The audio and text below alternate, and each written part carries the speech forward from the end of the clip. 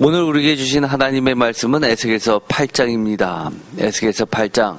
전에 제가 8장을 설교를 하면서 이런 말씀을 드린 적이 있습니다. 갈수록 태산이라고.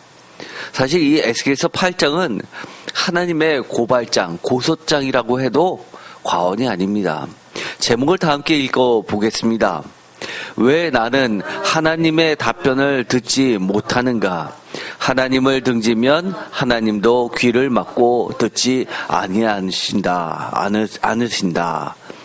아멘. 에스겔서 8장은 하나님의 고발장, 고소장이라고 해도 과언이 아닙니다.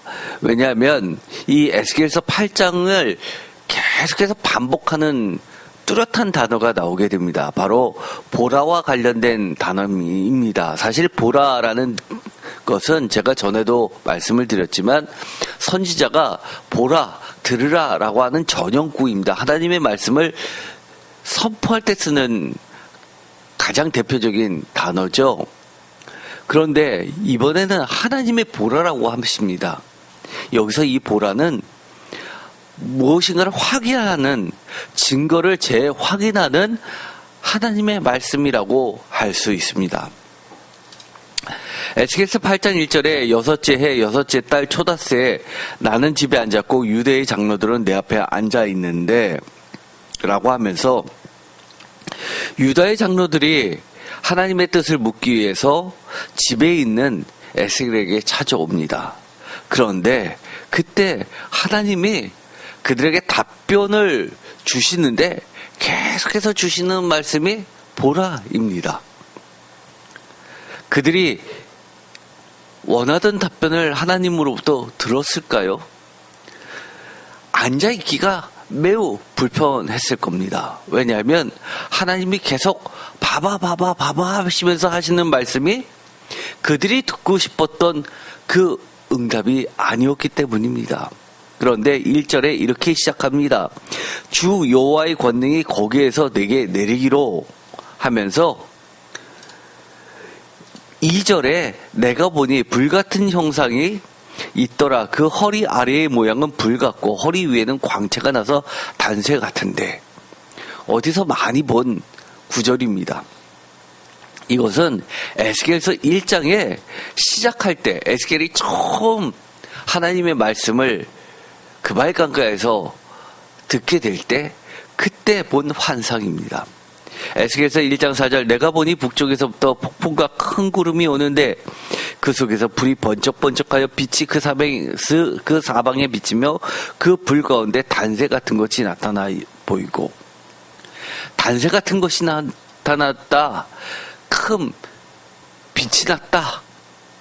이 왜 에스겔서 8장을 고발장을 시작할 때 에스겔서 8장 2절 불같은 사람의 형상과 빛나는 광채 환상으로 시작하는가라는 질문을 안 해볼 수가 없습니다. 이것은 에스겔서 전체의 시작인 에스겔서 1장 4절에 하나님의 영광의 모습과 일치하기 때문입니다. 이때 이 모습을 보고 에스겔은 두려움에 떨었습니다. 전지전능하시고 무소부재하신 살아계신 거룩하신 만군의 하나님을 나타내는 그런 환상이었기 때문입니다. 먼 곳 바벨론에서도 하나님은 임재하시면서 성전에 계셨던 그 하나님이 나타나셨던 겁니다. 그런데 지금 바벨론 땅에 심지어 장로들이 그 뜻을 물으러 왔을 때 집에 앉아 있는데 그 모습이 나타났습니다. 의도가 무엇일까요? 우리가 사극을 보면 이런 말이 나오죠. 왕 앞에서 어떤 말을, 불경스러운 말을 하면 그 옆에 있는 신하가 그런 얘기를 합니다. 감히 내가 어느 안전이라고 하면서 끌고 나가면서 옥에 가두거나 메워 치는 모습을 많이 보게 되죠. 그런 뉘앙스라고 할 수 있습니다. 하나님 안전이라면 감히 할 수 없는 짓거리를 하느냐라는 뜻입니다. 지금 이곳이 어느 안전인데 감히 네가 라는 뜻을 갖고 있습니다. 그 8장을 보면 하나님께서 계속 보라라고 하면서 봐봐 하면서 했던 그 이야기를 보면 그 앉아있던 장로들은 부끄러워서 감히 얼굴들 들지도 못할 겁니다. 그것도 하나님의 궁전인 성소에서까지 라고 따지시는 겁니다. 성전의 중심 지성소를 성경은 흔히 부부관계의 침실처럼 은밀한 곳으로 그렇게 이야기를 합니다. 또는 신방처럼 신비한 곳으로 하나님과 백성의 관계를 결혼으로 그런 관계로 묘사를 하고 배교를 음란으로 묘사하는 경우가 굉장히 많습니다. 그래서 하나님을 배교하고 우상을 숭배하는 것을 음란한 행위, 음녀라고 칭하고 또 가증하다, 역겹다라는 말로 많이 표현합니다. 부부관계에서 은밀해서 신비한 곳, 새로운 생명이 태어나는 곳으로 묘사했었던 하나님의 침실, 그것이 바로 지성소였던 겁니다. 하나님이 계신 곳이 바로 성전이었죠. 에스겔서 8장 2절의 불같은 사람의 형상과 빛나는 광채 환상은 에스겔서 1장 4절에 하나님의 임재로서 표현하고 있습니다. 그런데 6절의 시작을 이렇게 하고 있습니다. 가증하다라고 이야기합니다. 그가 또 내게 이르시되 인자야 이스라엘 족속이 행하는 일을 보느냐? 여기서도 마찬가지 보느냐라고 봐라라고 이야기하면서 그들이 여기에서 하나님의 성전에서 크게 가증한 일을 행하여 나로 내 성소를 멀리 떠나게 하였느니라. 너는 다시 다른 큰 가증한 일을 보리라. 가증하다, 음녀다, 음행이다, 이런 이야기를 하면서 이 8장을 시작하고 있습니다.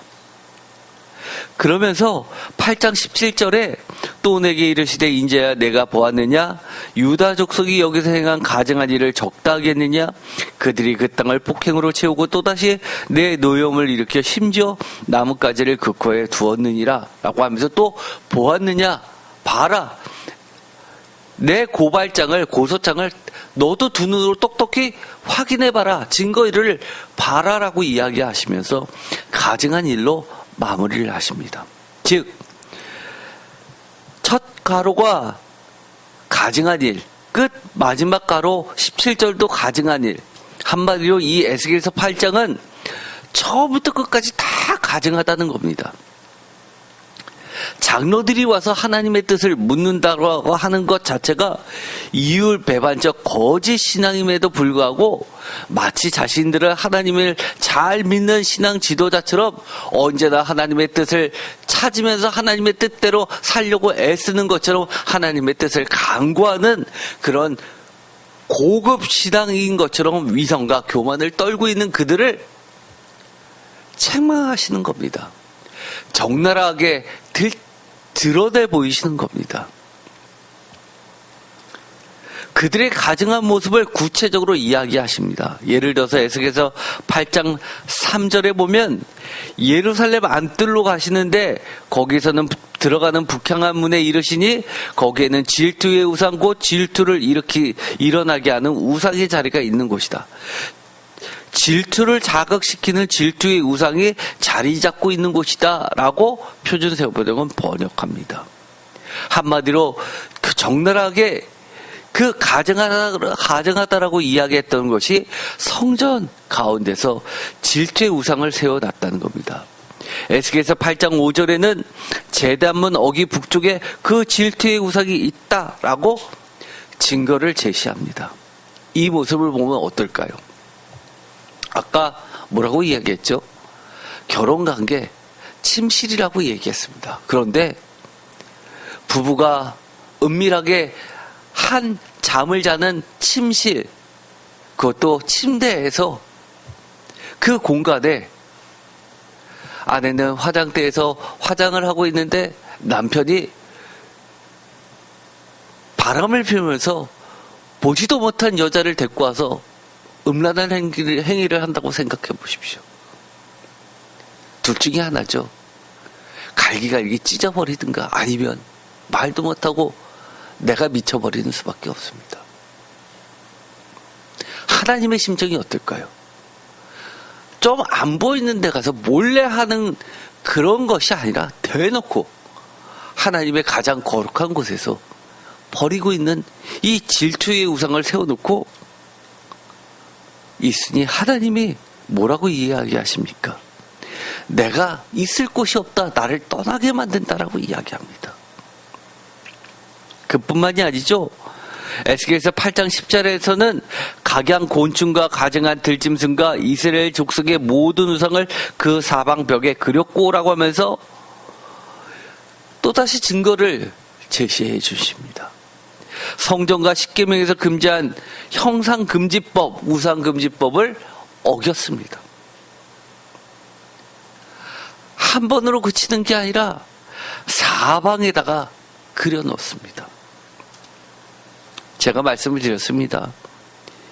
각양 곤충과 가증한 짐승은 출애굽할 때 10가지 재앙을 통해서 신과의 전쟁에서 하나님께서 다 멸하신 우상들이었습니다. 그런데 출애굽을 시켰더니만 그들이 나올 때 그 우상들도 갖고 나와서 결국은 하나님의 성전에 그것을 그대로 안치해 놓는 그들의 모습은 하나님이 보시고 절망을 하셨을 겁니다. 그뿐만이 아니죠. 장로들의 망령된 언행들도 있었습니다. 에스겔서 8장 11절 이스라엘 족속의 장로 중 70명 최고의 사내들이니 생각납니다. 모세의 전통에서는 70인의 장로 전통 그리고 72인의 장로 전통을 그대로 가지고 있는 최고의 종교, 정치, 우두머리 그룹입니다. 그들이 앞에서 사반애들 야사냐도 그 가운데 있는데 각기 손에 향로를 들었는데 향연이 구름같이 오르더라. 예배를 드리고 있었죠. 그런데 12절에 이스라엘 족속의 장로들이 각각 그 우상에 방한 어두운 가운데서 행하는 것을 내가 보았느냐. 또 증거를 보여주십니다. 이르기를 여호와께서 우리를 보지 아니하시며 여호와께서 이 땅을 버리셨다 하느니라. 하나님의 말씀대로 가르쳐야 되고 나라를 이끌어야 되는 그들이 하는 말이 여호와께서 우리를 보지 아니하신다. 하나님이 있다라고 하면 뭐합니까? 없는 것처럼 그렇게 사는데 심중에 하나님이 없는데 이 땅을 버리셨으니 어두운 그 방 안에 가득한 우상에게 경배하는 모습을 보여줍니다. 그거를 보았느냐라고 이야기합니다. 이들의 말로 그칩니까? 이들의 말은 곧 행위입니다. 하나님의 말씀은 천지를 지으신 하나님의 행위인 것처럼 그들의 말은 그들의 마음, 심중에 있었던 그들의 의지와 행동을 드러내는 증거입니다. 그뿐만이 아니죠. 가증한 일, 에스겔서 8장 14절에 여호와의 전으로 들어가는 북문에 이르니까 거기에 여인들이 앉아서 단무스를 위하여 애곡하는 모습이 나오게 됩니다. 여인들이 앉아서 단무스 신을 애도하고 있습니다. 성전에 뭐 하는 곳입니까? 하나님을 찬양하는 곳인데 아예 이방신을 섬기는 단무스를 섬기는 이 여사제들을 데리고 와서 하나님의 성전에서 단무스 신을 애도하는 그 제사를 드리고 있습니다. 철저한 하나님의 무시죠. 하나님 없는 것처럼 취급하는 하나님이 계신 성전에서의 단무스 우상 숭배. 아예 하나님이 없다고 하는 겁니다. 하나님이 계셔야 할 이 성전을 껍데기로 만들어 놓습니다. 그러면서 그것을 본 많은 이들이 그렇게 얘기했죠. 야, 노래 잘하니까 의례스럽다고 그랬을 거 아닙니까? 쉽게 말해서 전문 찬양가, 요즘 교회에서 성악 전공하는 이들을 고용해서 성가대를 세우면 많은 사람들이 뭐라고 합니까? 성도들이 성전에 들어올 때 찬양만 들어도 은혜스럽다고 합니다. 그 교회 왜 가요? 그러면 찬양이 좋아서 간다고 합니다. 내용은 없어지고 어느덧 교회는 무대 장소가 되었습니다. 자신의 재능을 뽐내는 그런 무대 장치가 됐습니다. 언제부터 찬양이 돈을 주고 고용해야지만 부를 수 있는 예배가 되었습니까? 진심이 있고 하나님에 대한 고백이 있으면 좀 곡조 틀리면 어떻습니까? 하나님이 그것을 나무라시겠습니까? 그뿐만이 아니죠. 에스겔서 8장 16절 여호와의 성전 안뜰에 들어가니까 여호와의 성전 문 곧 현관과 제단 사이에 약 25명이 여호와의 성전을 등지고 낫을 동쪽으로 향하여 동쪽 태양에게 예배하더라. 애굽의 신의 최고가 무엇입니까? 태양신을 섬기는 거죠. 그런데 출애굽을 시켰더니만 10가지 우상들을 섬기는 것도 모자라서 아예 지성소는 쳐다보지도 않고 하나님의 지성소를 등지고 반대편 동쪽 태양신에게 예배하였다라고 이야기합니다. 사실 이 모습을 보면 지도를 보면 명확하게 알 수 있습니다. 하나님의 성전이 있는 예루살렘 성은 이처럼 오른쪽은 기드론 골짜기로 해서 절벽입니다. 이 기드론 골짜기를 지나면 유대 광야가 나오죠. 그리고 왼쪽은 약간 평지입니다. 왼쪽으로 서쪽으로 끝으로 가면 바다가 나옵니다. 그리고 이 성전은 모리아산 꼭대기에 있게 됩니다. 예루살렘 성전이 세워진 곳은 다윗성보다 더 위쪽으로 확장돼서 솔로몬 때 세워진 겁니다. 그런데 오른쪽 동쪽 문에서 들어와서 서쪽 맨 끝에 지성소가 놓여 있습니다. 그래서 그들은 계속해서 성전에 들어오면서 태양을 등지고 서쪽을 향해서 계속 서 있게 되는 겁니다. 그런데 그들이 어떻게 했다는 거예요? 거꾸로 여호와의 성전을 등지고 낫을 동쪽으로 향하여 동쪽 태양에게 예배한다는 겁니다. 뭐하러 성전에 와서 예배를 드립니까? 성전이 화려하고 그럴싸하니까 거기서 드립니까? 딴 데서 해야죠. 하려면. 해서도 안 되지만 부끄러우면 몰래 숨어서라도 해야 되는데 대놓고 성전을 태양신의 장소로 만들어버립니다. 그러자 주님이 뭐라고 이야기하시겠습니까? 에스겔서 8장 18절 그러므로 결론을 내십니다. 나도라고 합니다. 나는이라고 하지 않습니다. 나도라고 합니다. 분노로 갚아 불쌍히 여기지 아니하며 긍휼을 베풀지도 아니하리니 그들이 큰 소리로 내게 부르짖을지라도 내가 듣지 아니하리라. 그러므로 나도 이제는 내 분노를 쏟아서 그들을 불쌍히 여기지도 않고 조금도 가엾게 여기지도 않겠다. 그들이 큰 소리로 나에게 부르짖어도 내가 그들의 말을 듣지 않겠다. 왜 성전을 찾습니까? 여러분이 왜 교회에 오셨습니까? 주님의 음성 듣고 싶어서 오신 거 아닙니까? 여러분의 간절한 소망을 하나님께 간구하면 하나님이 들어 응답해 주시라고, 하나님의 낯을 우리에게 향해 주시라고 간절한 소망을 품고 오시지 않았습니까? 그런데 아무리 부르짖어도 내 귀에 갖다 대고 얘기해도 귀를 막아버리시겠다고 이야기합니다. 왜 하나님은 그들이 큰 소리로 하나님의 귀에 부르짖을지라도 하나님은 듣지 않겠다고 하십니까? 예레미야에서 보면 우리가 기도원에 가면 앞에 크게 써놓는 거 있죠? 너는 내게 부르짖으라. 성경은 숱하게 하나님께서 우리에게 응답해 주시겠다고 약속하신 말씀이 있는데 그걸 다 폐기하시겠다는 겁니다.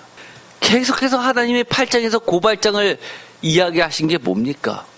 지금까지 수많은 증거들을 보여주셨는데 계속해서 그 증거 앞에서 하나님의 불을 떠시면서 답답해서 계속 반복해서 하시는 말씀이 있습니다. 에스겔서 8장 5절 이것 좀 봐봐. 8장 6절 봤어? 봤지? 근데 더 역겨운 것도 볼 거야. 이런 이야기입니다. 에스겔서 8장 5절 너는 내 눈을 들어 북쪽을 바라보라 하시기로 내가 눈을 들어 북쪽을 바라보니 바라봤다 보라 6절 이스라엘 족속이 행하는 일을 보느냐 그들이 여기서 크게 가증한 일을 행했는데 너는 다시 다른 큰 가증한 일을 보리라. 봐봐 봤지? 자꾸 뭐 하시는 겁니까? 증거를 재확인하는 겁니다. 혹시 내가 이것을 확인했는데 이게 나만의 생각이야? 너도 그렇게 느끼지? 너도 내 심정이라면 화나겠지? 화나는 게 아니라 들끓는 분노로 바뀌겠지? 이래도 되는 거야? 라고 우리에게 물어보시는 겁니다. 이래도 돼? 8장 9절에서도 또 이야기합니다. 봤어? 에스겔서 8장 7절 내가 본즉 이라고 이야기하면서 9절에 또 내게 이르시되 들어가서 그들이 거기에 행하는 가증하고 악한 일을 보라 라고 이야기하십니다. 네가 두 눈으로 직접 확인 좀 해봐. 8장 12절에서 또 마찬가지로 봤어? 봤지? 또 봤지? 에스겔서 8장 13절에서 이게 다가 아니야. 또 있어. 심지어 이런 것도 있어. 이런 것도 좀 봐봐. 이것도 봐봐 라고 이야기하십니다. 에스겔서 8장 12절 또 내게 이르시되 라고 하면서 이스라엘 족속의 장로들이 각각 그 우상의 방한 어두운 가운데서 행하는 것을 내가 보았느냐 라고 물으십니다. 그들의 하는 말 우리를 여호와께서 보지 아니하신다라고 대놓고 무시합니다. 그런데 이 8장을 어떻게 시작하셨죠? 에스겔서 1장에 시작하였던 그 하나님의 임재 장면과 동일한 걸로 이 8장을 시작했습니다. 불같은 환상, 뭐죠? 무시무시하고 인간 세계에서는 찾아볼 수 없는 독특한 모습으로 빛나는 모습으로 쳐다보기도 무서울 정도로 그렇게 하나님의 영광을 묘사하고 있습니다. 두렵고 떨립니다. 그런데 이런 일을 벌이고 있는 모습을 보면 대조적이죠. 지금 여기가 어딘데? 하나님의 임재를 너희들이 몰라? 하나님이 계신 곳에서 너희들이 감히 어느 한전이라고. 이런 하나님의 뉘앙스입니다. 그래서 제가 늘 이야기하죠. 교회에서 예배드릴 때 조심하라고 합니다. 우리가 정말 우리의 태도가 하나님 없다라고 대놓고 말은 안 하지만 철저히 무시하는 우리의 모습이 있을 수 있는 겁니다. 누구 안전인데? 성전이 뭡니까? 교회 규모가 작으면 성전 같지 않습니까? 성도가 많아야지 성전 같고 하나님이 계신 것 같고, 성도가 많지 않으면 하나님이 없는 것 같고 내가 마치 교회를 위해서 대단한 헌신이나 봉사하는 것 같습니까? 정말 우리의 태도 돌아봐야 됩니다. 심지어요, 저희 교회보다 훨씬 큰 잠실지방의 교회입니다. 중경교회입니다. 그런데요, 친인척 중에 한 명이 헌금을 제일 많이 했습니다. 그런데요, 불만이 있으니까 이 예배 드릴 때 이 장의자, 예배 드리는 의자 뒤에서 둘러넣어서 잤답니다. 한 번도 아니고 계속해서. 아무도 말 못했습니다. 뭐라 그러면 목사님이 그걸 야단치면 목사님이 사랑이 없다고 성도 내쫓는다는 소리하고, 또 그 사람한테 싫은 소리 하면 그 사람이 우리 교회를 헌금을 제일 많이 해서 떠받치는데 그 사람 나가면 재정이 흔들리니까 장로들도 아무 말 못했답니다. 그런 생활이 몇 개월이 되더니만 스스로 나갔답니다. 어느 한전이라고. 그리고 나서 그 목사님이 저한테 식사를 하면서 그런 얘기를 합니다. 제발 나갔으면 좋겠는데 말은 못했고 속으로 끙끙 앓고 있었는데 하나님이 썩언니 하나 뽑아주셨다고. 얼마나 감사한지 모르겠다고 얘기했습니다. 그러나 자기는 성도들 앞에서 그런 얘기 한마디로 못했다고. 목사님이 어떻게 성도 내쫓느냐는 소리 할까봐 말 못했다고 그럽니다. 요즘에요, 성도 야단치면요 교회 나갑니다. 교회가 여기뿐이 없냐고. 교회는 하나님이 계신 곳입니다. 예배, 하나님이 지금 이렇게 이야기하시는 겁니다. 13절에 또 내게 이르시되 너는 다시 그들이 행하는 바 다른 큰 가증한 일을 보리라. 저는요, 이 지금 하나님이 하시는 거, 봐봐 하는 것을 마지막 때 우리가 그리스도의 심판 때 올라섰을 때, 그때 CCTV 틀듯이 그대로 그때 하시는 말씀이 안 되기를 바랍니다. 차라리요, 우리가 예배고사 보듯이, 모의고사 보듯이 지금 하나님이 가르쳐 주셨으면 좋겠습니다. 그러면 고칠 기회라도 있죠. 그래서 최종 구원은 받을 수 있지 않겠습니까? 목회자의 역할이 뭡니까? 한 명이라도 최종 나오자 없게 만드는 겁니다. 그런데 이것으로 끝나지 않습니다. 에스겔서 8장 15절, 맞지. 내 말이 맞지. 그런데 이게 다가 아니야. 또 있어. 라고 하면서 이건 지금까지 봤던 건 아무것도 아니라고 합니다. 더 심한 게 있다고 합니다. 뭘까요? 에스겔서 8장 14절. 그가 또 나를 데리고 여호와의 전으로 들어가는데 북문에 이르시기를 보니 거기에 여인들이 앉아서 단무스를 위해서 애곡한다고 합니다. 그러면서 15절에 또라고 이야기하면서 보았느냐 봤지? 그러면서 또 이보다 더 큰 가증한 일을 보리라. 또 있어. 더 심한 게 있어. 표준세 번역은 더 역겨운 일이라고 이야기합니다. 뭘까요? 에스겔서 8장 16절에 그가 또 나를 데리고 들어가셔가지고요, 약 25명이 여호와의 성전을 등지고 낫을 동쪽으로 향하여 동쪽 태양에게 예배하더라. 17절에 보았느냐라고 하면서 또다시 내 노염을 일으켜 심지어 뭐라고 이야기하십니까? 유다 족속이 여기에서 행한 가증한 일을 적다 하겠느냐? 그들이 그 땅을 폭행으로 채웠을 뿐만 아니라 심지어 나뭇가지를 그 코에 두었다라고 이야기합니다. 껍데기만 성전이지 그 가운데에 있는 여러 가지 예배 용품들도 다 뭐라고 하는 겁니까? 우상들로 가득 찼는데 심지어 소프트웨어, 예배의 의식까지도 뭐를 갖다 댔다는 겁니까? 이교 의식까지 서슴지 않고 했다는 겁니다. 나뭇가지를 자기들의 코에 갖다 대는 이교 의식까지 서슴지 않고 했다는 겁니다.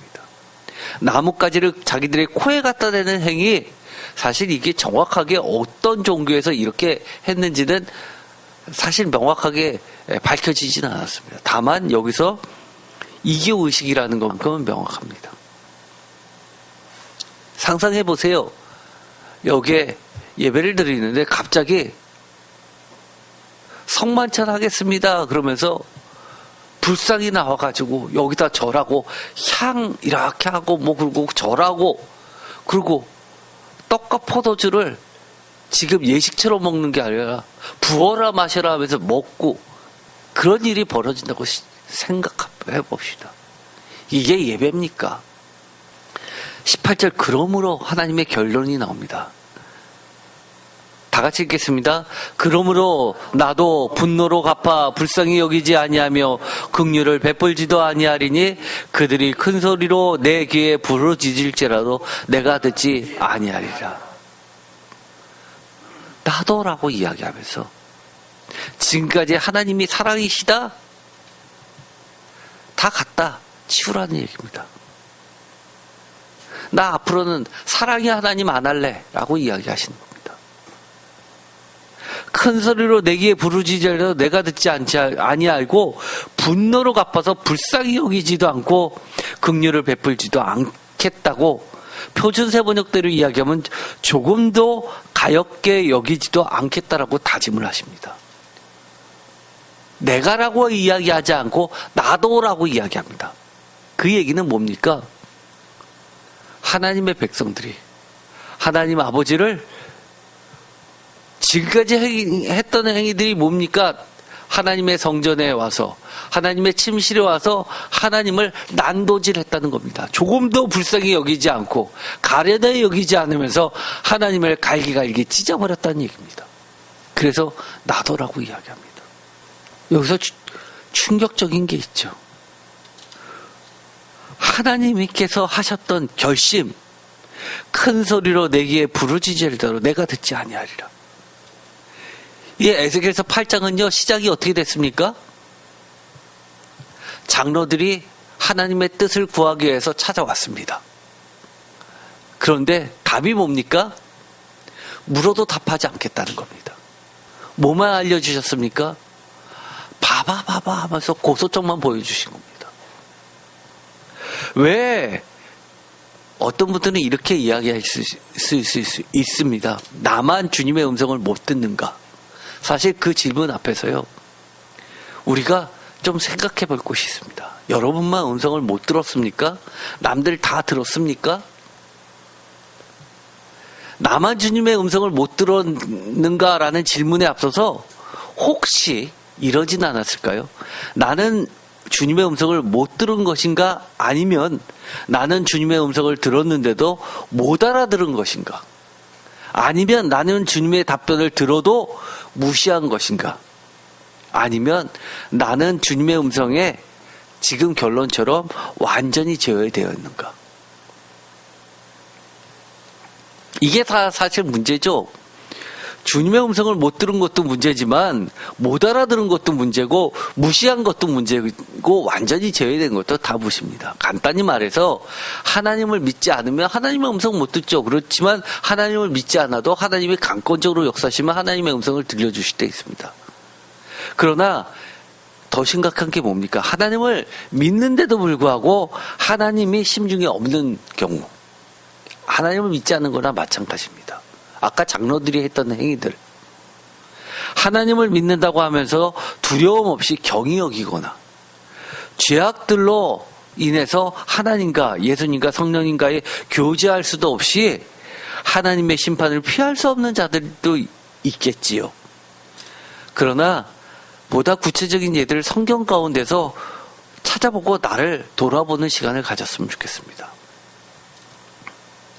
첫 번째, 하나님께 물어도 주님의 답변을 듣지 못하는 사람들이 있습니다. 예를 들어서 마태복음 21장에 보면 세례 요한을 두고 예수님의 대적자들이 예수님께 질문합니다. 그러자 예수님께서 이렇게 이야기하시죠. 25절, 요한의 세례가 어디로부터 왔느냐, 하늘로부터냐, 사람으로부터냐 라고 예수님이 질문을 하십니다. 그들이 서로 의논하여 이르되 만일 하늘로부터라 하면 어찌하여 그를 믿지 아니하냐 할 것이요 만일 사람으로부터라 하면 모든 사람이 요한을 선지자로 여기니 백성이 무섭다 할 거니까 답변을 안 합니다. 그러자 27절에 예수님이 뭐라고 이야기하셨죠? 예수께서 대답하여 이르시되 우리가 알지 못하노라 하니 예수께서 이르시되 나도 무슨 권위로 이런 일을 하는지 너희에게 이르지 아니하리라. 예수님이 나도 너희에게 말하지 않겠다라고 답변을 주십니다. 그러면서 비유로 이야기하십니다. 포도원에 가서 일하는 두 아들이 있습니다. 그런데 맏아들에게 이렇게 이야기하십니다. 가라라고 이러는데, 가서 일하라고 하는데 아버지 가겠나이라고 대답은 하고 가지 않습니다. 30절, 둘째 아들에게 가서 또 그와 같이 말하니 대답하여 이르되 싫어요 라고 대답했는데 그 위에 뉘우치고 갔습니다. 31절, 그 둘 중에 누가 아버지의 뜻대로 하였느냐 이르되 둘째 아들이니라. 예수께서 그들에게 이르시되 내가 진실로 너희에게 이르노니 세리들과 창녀들이 너희보다 먼저 하나님의 나라에 들어가리라 라고 답변을 주십니다. 하나님께서 직접적으로 답변을 안 주시죠. 그러다 답변이 없는 것도 답변입니다. 우리가 물어도 주님의 답변을 듣지 못하는 사람들 돼서는 안 되겠죠. 두 번째, 이런 경우가 있죠. 힘써 찾아도 답변을 찾지 못하는 사람들이 있습니다. 많은 분들이 교회에 나오시면 그렇게 이야기합니다. 제가 얼마나 주님께 기도하고 얼마나 주님의 답변을 구하고 그랬는데 주님은 저에게 답변이 없으세요. 분명히 성경을 보니까 찾으라, 구하라, 두드리라 이런 말이 있는데 그래도 주님이 답변이 없으세요. 하나님이 있는 겁니까? 힘써 찾아도 답변을 찾지 못하는 사람들이 있어요. 마태복음 2장에 보면 7절에 헤롯이 가만히 박사들을 불러 별이 나타난 데를 자세히 묻고 베들레헴으로 보내며 이르되 가서 아기에 대하여 자세히 알아보고 찾거든 내게 구하여 나도 가서 그에게 경배하게 하라. 그럴싸한 이유를 제시합니다. 예배한다고. 그런데 마태복음 2장 12절에 그들은 꿈에 헤롯에게로 돌아가지 말라 지시함을 받아 다른 길로 고국에 돌아가니라. 그렇게 특별히 부탁까지 하고 애를 썼는데도 불구하고 답을 구했는데도 불구하고 답을 못 얻었습니다. 왜 그랬습니까? 힘써 찾아도 답변을 찾지 못하는 사람들이 있죠. 헤롯과 같은 사람들입니다. 세 번째, 말해줘도 보여줘도 의심 않고 듣는 법도 모르는 하나님과의 이 교통의 장벽을 가지고 있는 사람들입니다. 하나님과의 언어 교통의 장벽을 가지고 있는 사람들입니다. 예를 들어서 우리가 미국에 가면 영어를 알아야지만 호텔도 예약하고 주문도 하고 먹을 수 있죠. 중국에 가도 마찬가지입니다. 중국어를 알아야 되죠. 저도 과거에 영어는 할 줄 알았는데 일본은 영어가 안 통한다고 그래서 한 달짜리 책 사가지고 열심히 외워가지고 일본 출장을 간 적이 있었습니다. 대만 출장 간다고 그래가지고 또 중국어도 열심히 한 달 동안 공부해서 간 적이 있었습니다. 왜냐하면 혹시나 대중교통을 이용할 때 미화되면 안 되잖아요. 호텔도 찾아가야 되고. 러시아로 출장 가니까 또 제가 러시아어도 열심히 공부해서 출장 갔습니다. 응급 상황에 대비하기 위해서. 하나님과의 교제를 하려면 기본적으로 어떻게 해야 될까요? 하나님의 언어를 알아야 되죠. 그게 바로 성경 말씀입니다. 믿음입니다. 사사기 6장에 보면 이런 말이 나옵니다. 유명하죠? 37절 보소서 내가 양털 한 뭉치를 타작마당에 두리니 만일 이스라엘이 양털에만 있고 주변 땅은 마르고 주께서 이미 말씀하신 같이 내 손으로 이스라엘을 구원하실 줄을 내가 알겠나이다 하였더니 38절에 그대로 된지라.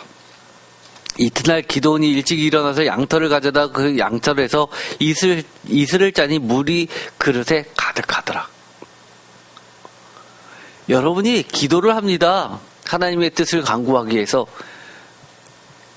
세상에 이슬이 내리면 온 땅이 적시지 양털 났다고 여기만 가득해고 여기는 마릅니까? 양털을 짜면 한 그릇이 나옵니까? 명확하잖아요. 그 전에 하나님께서 말씀을 주셨고 증거로도 보여주셨으면 믿어야죠.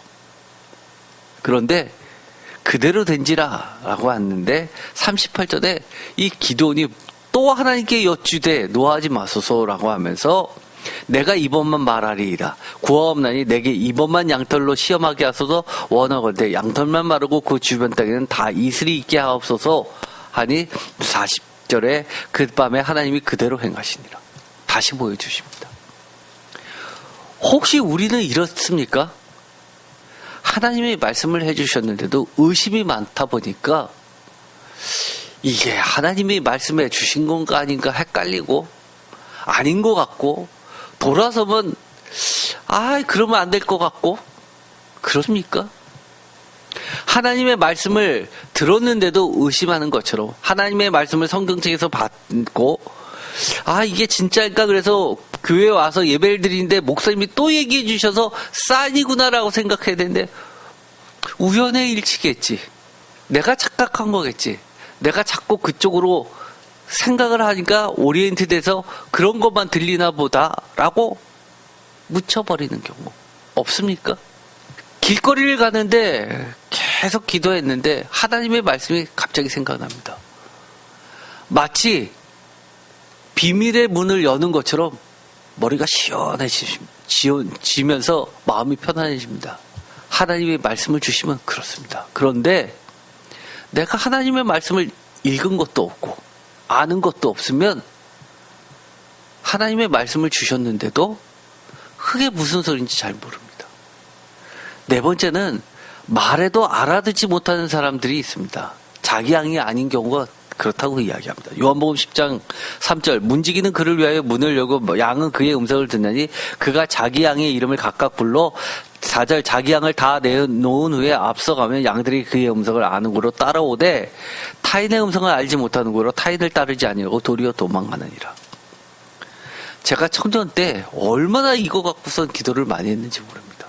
하나님을 만났습니다. 예수님을 만났습니다. 너무 좋아서 집에 가서 계속 성경책을 읽었습니다. 저 성경책 읽을 때요, 막 읽지 않았습니다. 공부하듯이 이렇게 종이를 접어서 한자를 가리면서 한자를 읽고 그 다음 벌어져 읽고 혼자 상상합니다. 예수님의 말씀이 보입니다. 속옷을 달라 하면 그 다음에 뭘까? 나는 어떻게 할까를 생각했습니다. 어떻게 하지? 그런데 주님은 겉옷같이 벗어줍니다. 나랑 틀리네? 이러면서 나와 하나님이 어떻게 다른지, 예수님이 나의 삶과 어떻게 다른지를 그렇게 읽어나갔습니다. 그렇게 읽으니까 예수님이 어떻게 보이겠어요? 제 눈에. 세상에 바보도 이런 바보가 없는 겁니다. 왜? 세상이 어떤 세상인데 그렇게 살아? 예수님이 너무 불쌍해 보였습니다. 펑펑 울었습니다. 예수님 너무 불쌍해요. 왜 이렇게 사셨어요? 뭣도 모르고 저는 그때 그렇게 기도해요. 저라도 예수님의 친구가 되어 드릴게요. 예수님 그렇게 친하다고 하던 사람이 어려움 나니까 다 뿔뿔이 도망가고요. 한 명도 남아있지 않는 거예요. 얼마나 외로우셨어요. 전 그랬습니다. 그렇게 성경을 읽었습니다. 그러고 보니까 너무 제 자신이 미웠습니다. 너무 죄가 많고요. 그렇게 하다 보니까 이 삶이, 성경책이 마치 영화를 보는 것처럼 느껴졌습니다. 마치 예수님이 내 삶 주변에서 활동하시는 것 같았습니다. 그런데 이 요한복음을 읽는데 너무 충격이었습니다. 저는 예수님의 음성을 귀로 들은 적이 없었거든요. 그래서 이것을 보고 나서 그랬습니다. 주님한테. 저 주님의 음성 듣게 해주세요. 저는 주님의 양이 아닙니까? 왜 저는 주님의 음성을 못 듣습니까? 라고 엄청 따졌습니다. 심지어 맨날 기도하면서요. 주님 꿈에서라도 나타나서 음성 들려주세요 라고 하면서 성경책을 베개처럼 베고 잤습니다. 고등학교 때 영어 선생님이 영어 단어를 외우는데 사전을 한 잔씩 외우면서 찢어서 먹으라고 그랬습니다. 그런데 성경책을 찢자니 불경스러운 것 같고 그러면 안 될 것 같아요. 찢지는 못하고 그렇게 씹듯이 했습니다. 그런데도 제 귀에는 사람끼리 대화하듯이 그런 음성이 제 귀에는 안 들어왔던 겁니다. 성경책을 읽으면 감동이 됐습니다. 내 마음에 울림이 있었습니다. 그런데 순간 의심이 들었습니다. 이것이 하나님의 음성인지 예수님의 음성인지 내 감정에 치우친 나의 소망의 투영인지가 분간이 안 됐던 겁니다. 그래서 하나님의 음성을 듣고 싶었습니다. 확실하게 이거 맞아 너한테 주는 말씀이야 라고 하나님의 음성 듣고 싶었습니다. 근데 들려지지 않았습니다. 저희 할머님은 조선시대 때 목회자, 목사님의, 감리교회 목사님의 사모로 평생을 사셨습니다. 완전 대한민국 기독교의 초창기였죠. 성령의 역사가 가득할 때입니다. 할머님이 조선시대 분이니까 여자들은 교육을 안 시키니까 글자를 몰랐습니다. 성경책이 그렇게 읽고 싶었습니다. 그래서 기도를 했답니다. 하나님 저도 성경책 읽게 해주세요. 그런데 갑자기 성경책이 읽혀졌답니다. 근데 신기한 게요. 성경책은 읽는데 다른 글자는 못 읽습니다. 신기하잖아요. 그런 경우 있나요? 그런데 어느 날 갑자기 80세가 다 되신 분이 제가 청년 때였습니다. 저한테 짧게 편지를 쓰셨습니다. 할머니 한글 어떻게 이렇게 쓰셨어요? 그랬더니만 하나님한테 기도했답니다. 제가 성경책은 읽는데 글자를 쓸 줄 몰라요. 그런데 손녀들한테도 편지를 쓰고 싶어요 라고 기도했지만 글자가 써졌답니다. 그래서 제가 물어봤어요.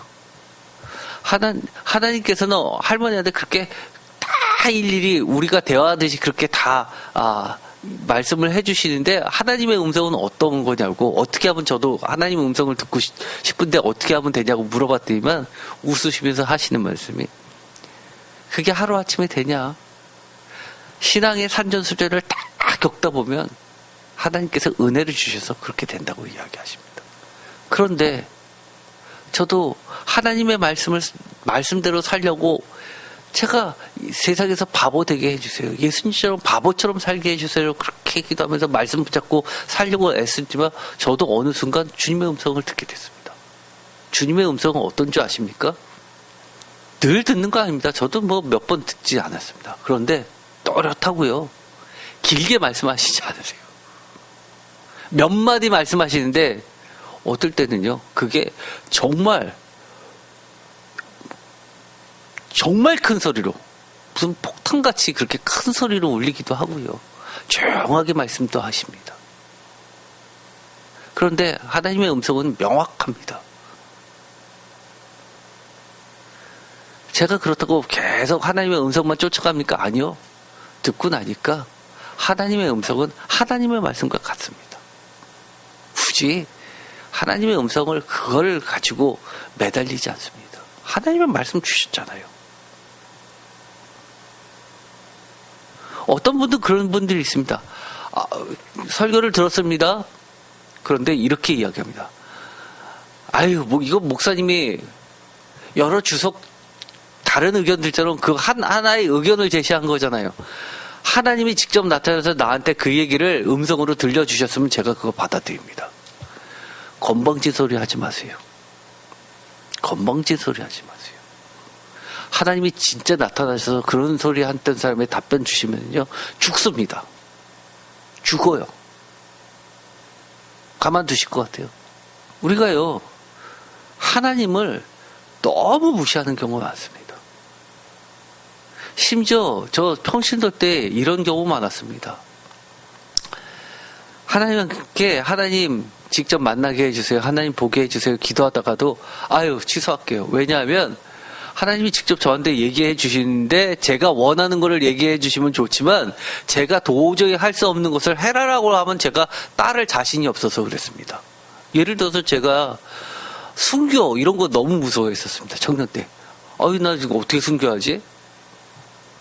그런데 하나님이 나타나셔서 너도 나를 위해서 목숨을 버려라 그러면서 갑자기 아랍계 등으로 선교지로 나가라 그러면 저 그렇게 못해요라고 할 텐데, 차라리 안 만나는 게 나을 것 같았습니다. 그래서 하나님, 저한테 직접 나타나지 마세요 그랬습니다. 두렵습니다. 그런데 하나님이 진짜 나타나서 저한테 하라라고 하면 할 거는 같았습니다. 너무 무서워서. 그런데 안 나타나셨으면 좋겠다라고 생각을 했습니다. 여러분, 당장 재림이 오늘 이 시간에 일어났으면 좋겠습니까? 좋은 사람도 있지만 두려운 사람이 더 많을걸요. 정말 그렇게 하나님 나라 가는 게 자신이 있습니까? 너무 두려운 사람 많을 겁니다. 그런데 제가 세상을 살다 보니까요, 이제는요, 그리운 사람들이 이 땅보다 하늘나라에 더 많아졌습니다. 한 가지 아쉬움은 있지만 그것 빼면은요, 하나님 나라로 간다고 해서 제가 아쉬워할 것 같지 않습니다. 이 땅이 쉽지 않습니다. 그런 관계까지 가는 거 쉽지 않습니다. 다섯 번째, 주님께 묻는다고 해도 물을 필요도 없고 답변을 줘도 들을 필요도 없는 불순종의 사람들이 있습니다. 이런 사람들은 답변 절대 안 주시죠. 답변을 주면 그게 죄가 됩니다. 자신들의 정해진 답에 하나님 신앙의 포장이라는 요식행위를 진행하는 사람들이 있죠. 다 정해놨습니다. 다른 답변이 나오면 그건 하나님의 답변이 아니라고 우겨대는 사람이 있고요. 심지어 공격하는 사람이 있습니다. 기분 나쁜 사람들이 있고요. 예를 들어서 예레미야 43장에 보면, 예레미야가 모든 1절, 예레미야가 모든 백성에 그들의 하나님 여호와의 말씀 곧 그들의 하나님 여호와께서 자기를 보내서 그들에게 이르신 이 모든 말씀을 말하기를 마치니, 2절 호사야의 아들 아사랴와 가레아의 아들 요하나가 모든 오만한 자가 예레미야에게 말하기를 내가 거짓을 말하는도다. 우리 하나님 여호와께서 너희는 애굽에서 살려고 그리로 가지 말라고 너를 보내어 말하게 하지 아니하셨느냐. 기껏 우리에게 기도 부탁해서 하나님의 갈 길을 정해달라고 했는데, 애굽으로 가지 말라고 했는데 그 말을 전하니까 거짓말했다고 그럽니다. 이것만 하는 게 아니에요. 이들이 어떻게 했냐? 네리아의 아들 바룩이 너를 부추겨서 우리를 대적해서 갈대아 사람의 손에 넘겨주기로 바벨론으로 붙잡아가게 하려 하는 거니까 우리는 여호와의 목소리를 순종하지 아니하겠다라고 하면서 선지자 예레미야와 네리아의 아들 바룩을 볼모로 잡아서 애굽으로 갑니다. 7절 애굽 땅에 들어가 다바네스에 이르렀으니 그들이 여호와의 목소리를 순종하지 아니하라. 하나님이 심판하시죠. 우리가 이미 기도할 때 30일 기도합니다. 일주일 기도합니다. 다니엘 기도 20일 합니다. 그러고 다 정해놓고 그거대로만 기도합니다. 그러고 나서 하나님의 답변을 못 들었음에도 불구하고 마음에 흡족해하면서 자기 감정 다 쏟아내면서 믿는다고 합니다. 착각하지 마세요. 신앙이 그렇게 간단하지 않습니다. 6번째는 또 어떤 경우가 있을까요? 하나님보다 사람들의 시선과 평가가 더 중요한 사람들 있습니다. 하나님을 진짜로는 두려워하지 않는 사람들, 하나님보다 더 중요한 것들이 많은 사람들이 있죠. 예를 들어서 세상의 기준들이라고 여겨지는 세상지혜, 지식, 인맥, 실력, 가능성, 돈, 권력 등등이 있고, 이런 것들을 믿고 따르는 사람들은 하나님 말씀 안 해주십니다. 예레미야서 38장 14절 시드기야 왕이 사람을 보내어 선지자 예레미야를 여호와의 성전 셋째 분으로 데려오게 하고 왕이 예레미야에게 이르되 내가 내게 한 가지 일을 물으리니 한마디로 내게 숨기지 말라. 시드기야 왕은 예레미야를 믿었습니다. 하나님의 선지자라고. 그런데 그 밑에 많은 중직들이, 고위층들이 예레미야를 싫어했습니다. 그래서 감옥에 가뒀습니다. 그런데 예레미야는 선지자이기 때문에 손대지 말라고 왕이 그러지 못합니다. 신하들이 하는 대로 내버려 두면서, 그러면서 진짜 자기가 묻고 싶을 때, 하나님의 뜻이 궁금할 때는 이처럼 몰래 불러내서 내게 숨기지 말고 다 얘기하라고 합니다. 15절 예레미야가 시드기야에게 이르되 내가 이 일을 왕에게 아시게 하여도 왕이 결코 나를 죽이지 아니하시리이까. 의심스럽다는 거죠. 있는 그대로 하나님의 말씀을 전하면 분명 나 죽일 거야 라고 얘기합니다. 가령 내가 왕을 권한다 할지라도 왕이 듣지 아니하시리다. 이런 사람들입니다. 답해줘도 무시하는 사람, 답해줄 필요가 없는 사람들. 7번째, 하나님의 역겨운 자들이 있죠. 아까 계속 얘기하는 게 뭡니까? 8장은 역겨운 일로부터 역겨운, 처음부터 끝까지 죄다 역겹다고 이야기합니다. 교만하고 가증한 자들. 예레미야 11장 13절 유다야 내 신들이 내 성읍의 수와 같도다. 너희가 예루살렘 거리 수대로 그 수치스러운 물건의 제단 곧 바알에게 분향하는 제단을 쌓았다. 유다 사람들아 너희가 섬기는 신들은 너희가 사는 성읍 수만큼이나 많고 너희가 바알에게 분향하려고 세운 그 부끄러운 제단은 예루살렘의 골목길 수만큼이나 많구나. 제가 이거 코로나 시대 때도 한 적이 있습니다. 정부에서 교회 문을 다 닫게 하면서 교회에 나와서 직접 예배 드린 걸 방해할 때입니다. 어떤 사람들이, 적그리스도들이 인터넷에 올려놨습니다. 서울의 와이파이 숫자하고 교회 수하고 비교해서 올려놨습니다. 와이파이 숫자보다 교회 수가 더 많다는 겁니다. 그래서 문 닫아야 된다는 겁니다. 너무 많다는 겁니다. 코로나에 원상된다는 겁니다. 과거에 어땠습니까? 제가 어렸을 때 교회 가면 늘 그렇게 했죠. 거리마다 골목마다 집집마다 그리스도의 십자가가 넘쳐나게 해야 됩니다라고 그렇게 교회에서 얘기했습니다. 그런데 지금은 어떻게 얘기합니까? 너무 많다고 이야기합니다. 평신도 생활을 마지막에 저 올림픽공원 앞에 대형 교회 있죠? 거기서 했습니다. 그 뒤가 88 올림픽을 겨냥해서 모텔촌으로 다 만들었습니다. 교회를 올려보면요, 새벽마다 철학 때마다 온갖 지저분한 넘쳐났습니다. 제가 그 교회를 다닐 때 매일 교회를 가면서 했던 기도, 이 음란한 것들 다 없어지게 하시고 아파트 단지로 깨끗한 환경으로 다 바꿔주세요. 매일 기도했습니다. 지금 그 뒤쪽 다 뭘로 가고 있는 줄 아십니까? 아시죠? 그 모택절들 거의 다 없어지고요. 거대한 건물들을 다 들었습니다. 큰 건물들이면 곳곳에 교회들이 들어갑니다. 그런데 지금 교회들이 점점점 하나님의 말씀은 사라지고 자신들의 소원을 풀어주는 그런 곳으로 바뀌면서 이게 교회인지 우상 숭배하는 곳인지 분간이 안 되게끔 바뀌어버리고 있습니다. 14절, 그러므로 너는 이 백성을 위하여 기도하지 말라라고 이야기합니다. 이게 말이 됩니까? 하나님께서 뭐라고 이야기하냐면요, 예레미야에게 이 백성을 위해서 기도 그만해. 들어도 내가 안 들어줄 거야 라고 이야기하는 겁니다. 부르짖거나 구하지 말라. 그들이 그 고난으로 말미암아 내게 부르짖을 대로 내가 그들에게 듣지 아니하리라. 에스겔서에서만 있는 얘기 아닙니다. 예레미야에서도 내가 듣지 아니한다고 그런 이야기. 우리가 어려울 때마다 뭐라고 해요? 하나님께 기도하세요. 기도하세요.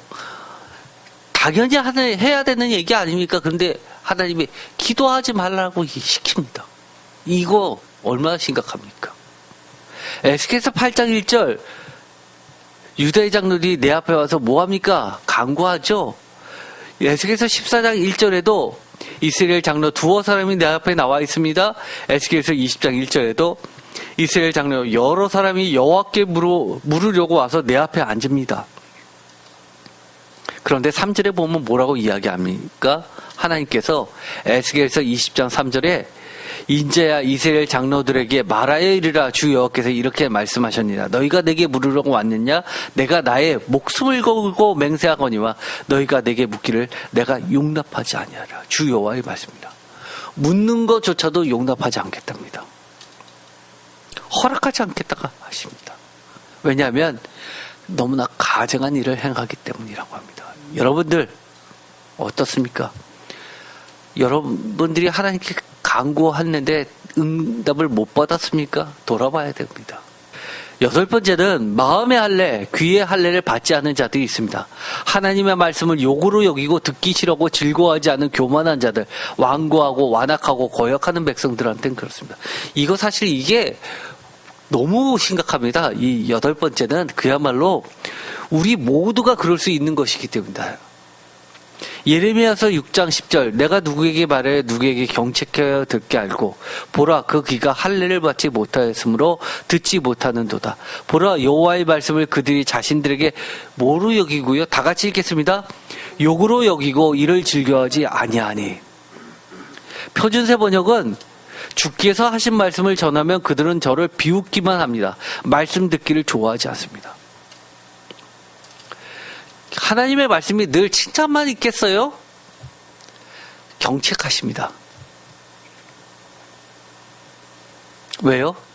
그것만 고치면 다른 것은 다 말할 나이가 없으면 몇 마디 경책하십니다. 다 잘못됐으면 어떻게 얘기하실까요? 경책만 하실까요? 그때는 칭찬만 몇 개 하십니다. 그죠?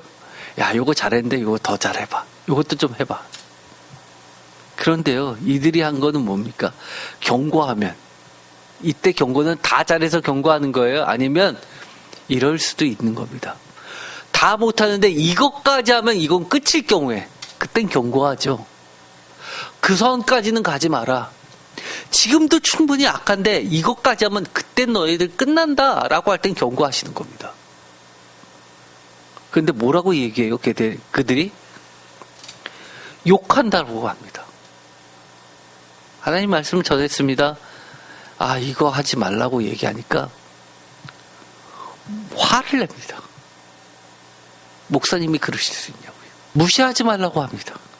그러자 11절, 그러므로 여호와의 분노가 내게 가득하여 참기 어렵도다. 속에서도 부글부글 끓고 있습니다 라고 이야기합니다.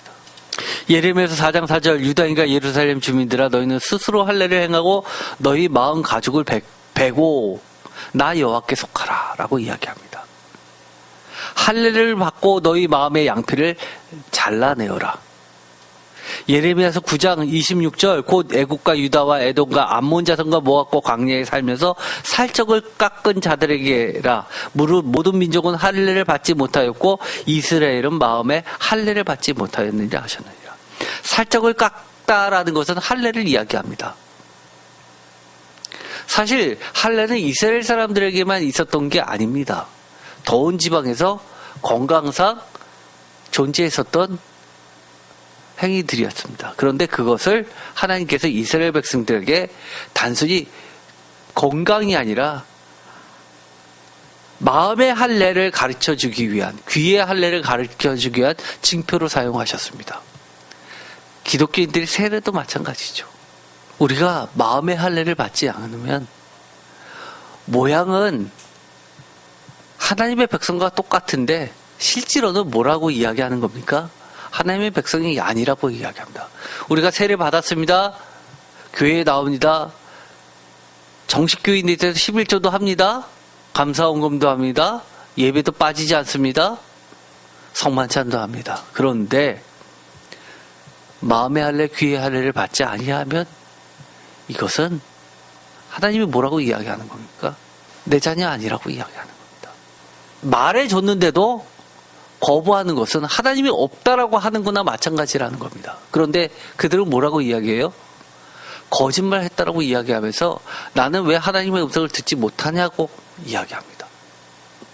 하나님의 말씀을 해 주셨음에도 불구하고 음성을 주셨음에도 불구하고 거부하는 자들입니다.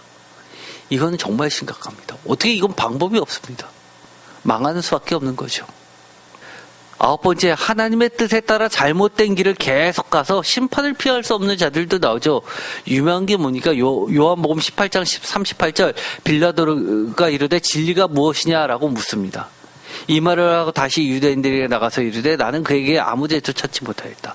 예수님께서 마지막 십자가에 달려 돌아가시기 직전의 재판입니다.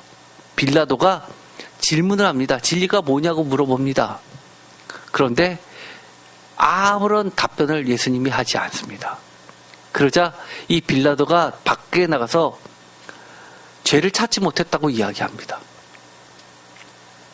그럼에도 불구하고 우리가 지금도 외우고 있는 예배 때마다 드리는 사도신경에는 본디오 빌라도 이야기가 들어갑니다. 영원한 멸망의 표징이 됐습니다. 진리가 무엇이냐라고 질문을 했는데 예수님은 답변을 안 해서 빌라도가 진리를 몰랐기 때문에 결국 이런 일이 벌어졌을까요? 사실 예수님은 진리를 말해준 겁니다. 어떻게 해요? 십자가에 달려 돌아가시면서 진리는 이거다. 십자가가 진리다라고 가르쳐준 겁니다. 몸으로 보여준 겁니다. 그럼에도 불구하고 이 빌라도는 말해줬어도 듣지 않을 게 뻔하기 때문에 하나님께서 무언으로 답변을 주시는 겁니다. 비록 그가 사람들 앞에 죄가 없어요 라고 무죄임을 선언했다 해도 똑같다는 겁니다. 왜요? 무죄지만 사람들이 죽여도 나는 상관없다는 거 아닙니까? 결론을 내겠습니다. 하나님의 음성에 가장 확실한 답변은 뭘까요? 성경 말씀입니다. 성경 말씀이 가장 확실하다고 해도 다시 도돌이표처럼 나도 하나님 말씀을 봐요. 주님의 음성은 그렇지만 듣지 못했어요. 주님의 답변도 성경책을 봐도 제 눈에 안 들어옵니다. 그렇다면 오늘의 말씀을 다시 반복해서 들으시면서 자신을 하나님의 말씀으로 점검해 보셔야만 합니다. 물론 제가 그 답변에 여러분의 질문에 이해가 안 가는 건 아닙니다. 왜냐하면 저도 그런 경우가 많았기 때문입니다. 예를 들어서 이런 경우가 있었습니다. 제가 평신도에 있을 때 담임 목사님이 갑자기 저한테 사업을 할 때였습니다.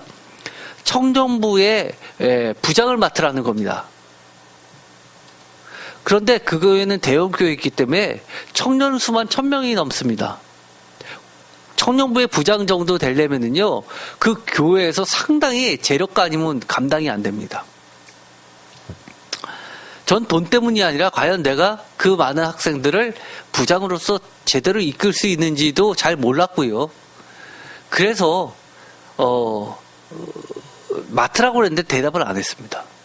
저는 기도를 해봐야 됐기 때문입니다. 그래서 하나님께 기도를 했습니다. 저는요, 하나님께 기도를 할 때 늘 하는 게 있습니다. 창세기 1장부터 요한계시록 끝까지 성경책을 답변 나올 때까지 계속 읽습니다. 성경에 다 답이 있기 때문에. 근데 성경책을 읽으래도요, 청년부 부장을 맡을지 안 맡을지에 대해서 답변을 못 찾고 있었습니다.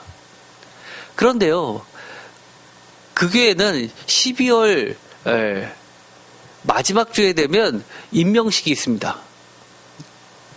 다음 연도에 누구누구 부장되고 뭐하고 권사하고 집사되고 장로 될 사람들 발표를 하면서 다 임명을 하고 임명장을 주는데요.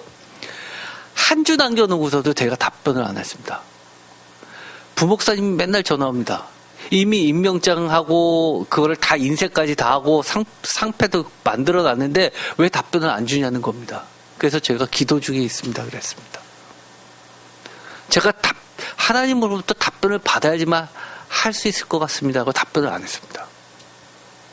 그리고 계속 기도했습니다. 어땠을까요? 새벽 시간에 새벽 기도 갈 시간입니다. 갑자기 정말 나팔 소리처럼 큰 소리가 들렸습니다. 제 귀에 또렷하게. 어떤 답변이었을까요?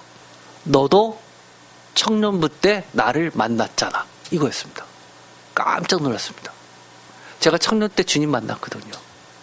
그러니까 저도 청년 때 만났기 때문에 부장이 돼서 그들도 살아있는 경험으로 청년부 때 하나님 만나게 하라는 하나님의 명령이었습니다. 그래서 제가 3일 남겨두고 하겠다고 답변을 했습니다. 그래서 청년부 부장을 맡았습니다. 열심히 했습니다. 청년부 임명장을 받았는데 또 궁금했습니다. 제가 청년부 부장을 맡았는데 담당 목사님도 계시니까 저는 뭐를 해야 됩니까? 청년부 부장이 돼서 뭐를 해야 됩니까? 라고 열심히 기도했습니다. 창세기부터 읽었습니다. 좀 앞에 주시죠. 요한복음에 와서 답변을 주셨습니다. 내 양을 먹이라, 내 양을 치라, 내 양을 먹이라. 그래서 제가 뭐 했겠습니까? 매주 간식을 무지무지하게 줬습니다. 피자, 그것도 옛날 분들은요, 여러 명, 한 주에 피자 한 판 주는 데인데 저는 4명당 피자 한 판, 치킨도요, 2명당 한 마리씩 예배 끝날 2부 시작하기 전에 딱 배달 오게끔 해가지고 애들이 엄청 좋아하죠. 당연하죠. 왜냐하면 제가 말씀을 가르치겠습니까? 말씀 그때 잘 몰랐거든요. 신학교도 가지 않고. 그러니까 제가 할 수 있는 게 과연 뭘까라고 할 때 그들이 느끼는 사랑을 느끼게 해줄 수 있는 방법이 그것뿐이 없어서 제가 할 수 있는 건 정말 최선을 다했어야 했습니다. 두 번째는 하나님의 말씀을 주셨죠. 하나님의 말씀을 주실 때가 제일 많습니다. 너무너무 그거는 너무 많죠. 제가 설교하는 거 대부분은 하나님의 음성을 들었기 때문에 하는 거죠. 심지어 그런 경우도 있습니다. 제가 설교를 해야 됐는데 로마서를 할 때입니다. 설교를 준비를 하면 로마서를 들어가기 한 6개월 전부터 로마서를 저는 다 끝내놓습니다. 그러고 나서 다 설교 초안들을 작성해 놓죠. 그런데 제 설교 알잖아요. 1장 다음에 2장 설교 들어가고 2장 다음에 3장 설교를 들어가게 정해져 있지 않습니까? 순서대로. 그런데 아담 얘기에서 막혔습니다. 점점 그것을 설교해야 될 시간이 왔습니다. 그걸 어떻게 설교를 해야 될지 몰랐습니다. 그래서 이거를 건너뛸까도 생각했습니다. 바로 전날이었습니다. 설교 전날. 정한되면 다른 그 다음 설교로 하고 그것은 답변 주면 해야지. 근데 새벽에 또 음성을 들었습니다. 아담은 옛사람이다. 음성으로 들었습니다. 그 얘기를 듣고 나니까 로마서가 1장부터 마지막 절까지 쫙 꿰지는 겁니다. 아, 옛사람과 새사람. 로마서에 새사람 얘기가 나옵니다. 성령으로 새사람 되는 거, 새 존재 되는 거. 그게 설계에 올라가 있습니다. 하나님의 말씀. 우리가 하나님의 말씀을 읽었는데도 잘 알아듣지 못하면 결국 하나님께서 음성으로 주십니다. 그런데 우리가 음성, 이렇게 사람의 무슨 무당들이 귀신의 소리 듣지 그런 식으로 쫓아다니지 마세요. 오늘의 말씀을 자꾸 반복해서 내가 하나님의 말씀을 들었는데도 몰랐구나 깨달았으면 좋겠고요. 또 못 들었으면 내가 왜 못 들었지? 못 들은 이유가 뭐지? 발견했으면 좋겠습니다. 하나님의 말씀은 세상 공부처럼 답다는 게 아닙니다. 성령님의 도우심으로 하나님의 마음을 알고 예수님처럼 말씀을 삶에서 살아낸다면 누구나 하나님은 다 응답해 주시고 음성도 들려주십니다. 우리가 그래서 예배 드릴 때도 성령님의 간구하심을 그렇게 간구하라고 하는 겁니다. 성령님께서는요, 말할 수 없는 탄식으로 우리를 하나님께 이끌고 계십니다. 심지어 남들은 바람소리라고 하는데도 우리는 하나님의 음성 듣고요. 또 어떤 하나님의 말씀이 이렇게 많은데도요, 어떤 말씀은요, 정말 이렇게 글자가 여기서 튀어나와서 이렇게 커지는 것 같을 때가 있습니다. 그리고 어떤 말씀은 스쳐 지나가면서 들었는데 그게 하루 종일 맴도는 말씀이 있습니다. 안 잊혀집니다. 평생을 가는 말씀도 있습니다.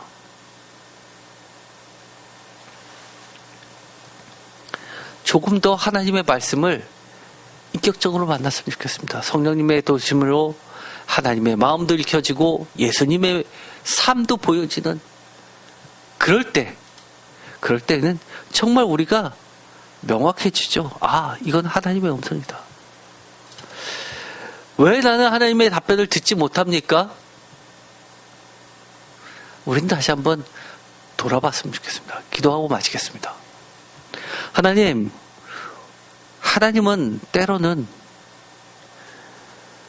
우리에게 고발하시면서 아무리 물어도 답변을 안 해주시겠다고 하십니다. 그러나 하나님은 여전히 우리를 사랑하시고 하나님께 진심으로 신령과 진정으로 성령님의 도우심으로 나아가는 자들에게는 언제든지 음성을 들려주십니다. 우리가 그동안 하나님의 음성을 듣지 못했다면 다시 한번 돌아볼 수 있게 하시고 우리의 교만도 없애주시고 하나님의 음성을 옳게 알아듣게 하여 주옵소서.